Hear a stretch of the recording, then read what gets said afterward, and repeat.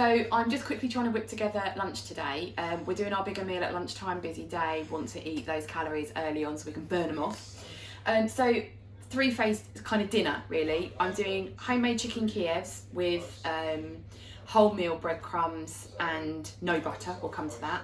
And I'm going to do some new potatoes and some green veggies to go with it. So just quickly, I've pre-prepped everything to show you. So what we've got here, I've got a bowl with 50 grams roughly.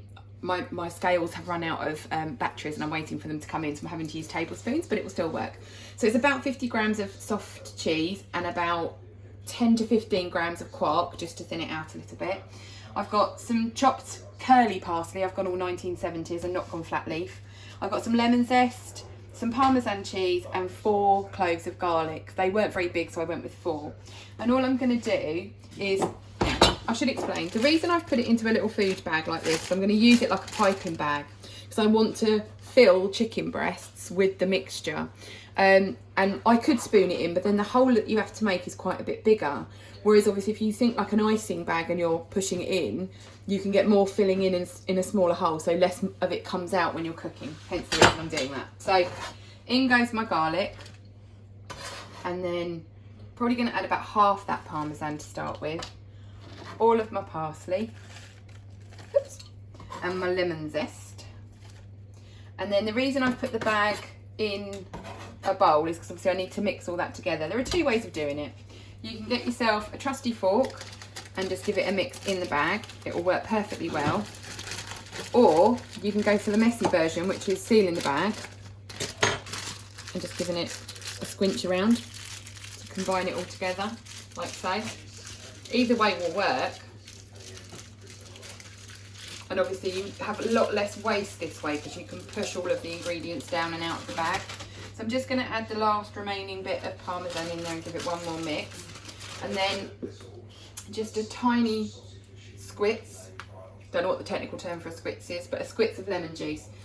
That's obviously going to help to make the mixture a little bit more malleable, a little bit more pliable to put into the chicken breasts. And then that's my mixture done and ready to go in. So over here we've got my assembled bits and bobs to put the Kievs together. So I've got egg wash, no flour. We don't do flour, we're not doing flour, so we can't. Now, I have a pack of chicken breasts from Waitrose, other supermarkets are available. And you tend to get your chicken breast by weight. So this one I think was 450 grams. No, 600 grams, I lied. But it means there are 3 chicken breasts, 3 large chicken breasts. There are 4 of us in the family. And I often think, oh, you know, that whole you eat with your eyes, you want to feel like you've got a portion. What tends to happen if we do a quick version is that my youngest daughter Tilly and I end up sharing half, and then she feels like she hasn't really had a fair share, which is reasonable. So because there's an odd number here, I'm going to do the Kievs 2 ways. I'm going to do 2 in breadcrumb so that it's a proper traditional Kiev, and then I'm going to wrap 1 in Parma ham, and then I'm going to slice them all when they're cooked so that we have a portion each of the 3 chicken breasts that's equal, but I've shared the breasts between all of us. So all you need to do to get your Kievs done, I'll start with 1. So I'm going to trim off any little bits of, and I'm using a smaller knife here deliberately, I'm going to just trim off any little tiny bits of fn, internationally recognised word for bits, that I don't want. Obviously this is just the way that they've been prepped, so you just need to just get those last bits removed. And then using the thickest part of the chicken breast, I'm going to make a small hole like that, and then it's, I'm afraid, finger time again.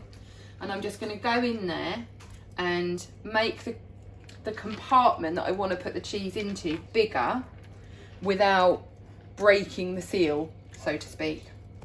So there you go. So this is a little bit like when you separate skin from a whole chicken because you want to stuff something under it to infuse the flavour. So I've made my hole, and then I've got my food bag, and I'm just going to seal that up without the air. If you have a piping bag, absolutely use a piping bag. I don't have any. It's a lockdown, people. I've run out. Amazon cannot bring you everything. Other online retailers are available. So I'm using what I've got, which is a little feed bag. So I'm just snipping it off and popping that in and giving it a squeeze. Now this will take a little bit of time because it's a small hole, but I've deliberately made a small hole. Might have to make a slightly bigger one because I think I think I might be being a little bit over cautious on that. Let's just make that a little bit bigger. But you don't want to go too big because you want it to go through the hole. There we go. So that you can see it's all filled up into the breast. So I'm going to repeat that for the rest of them, and then when you come back I'll show you how to bread, cover and cook.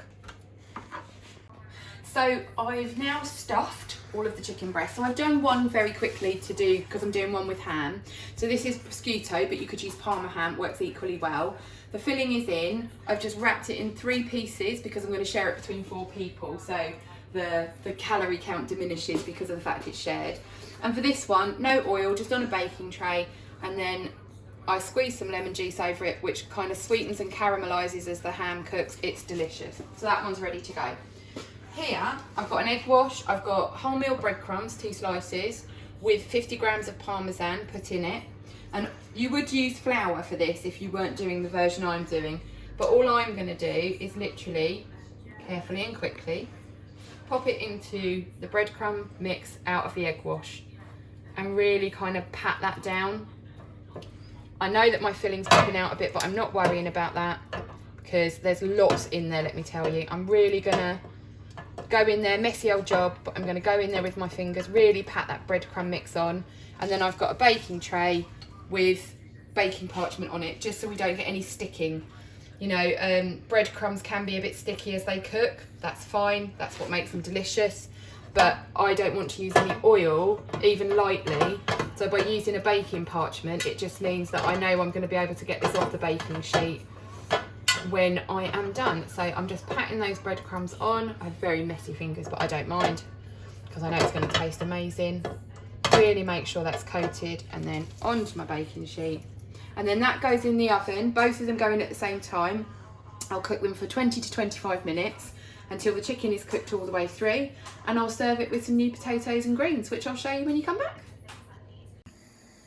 So we are on the final furlong into lunch. I am quite starving now, so that's a good thing. So the Kievs and wrapped chicken breast are in the oven cooking. They've got about 10 more minutes to go. My new potatoes, Jersey Royals people, from Waitrose, other supermarkets are available. I've just added some salt and some mint into the water. My nan used to do this. I don't know if it's a thing or not, but I've always loved minted new potatoes.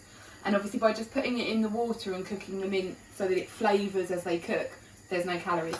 I'm going to do quite a lot of veggies with lunch because we're all starving. So I've got some carrots, just chopped, you didn't need to see me chop them, frozen peas, and then some kale in that little bag from Waitrose, other supermarkets are available, which I'm going to cook just like I would cabbage, which is just in my big saucepan with a little bit of water and just lightly blanch it. It doesn't need to be cooked a lot. I think we all make the mistake of kind of over cooking stuff and making it a bit soggy. So come back at the end and I'll show you it all finished and we'll plate it up. So you've just come back for the final elements of cooking. The chicken is out of the oven.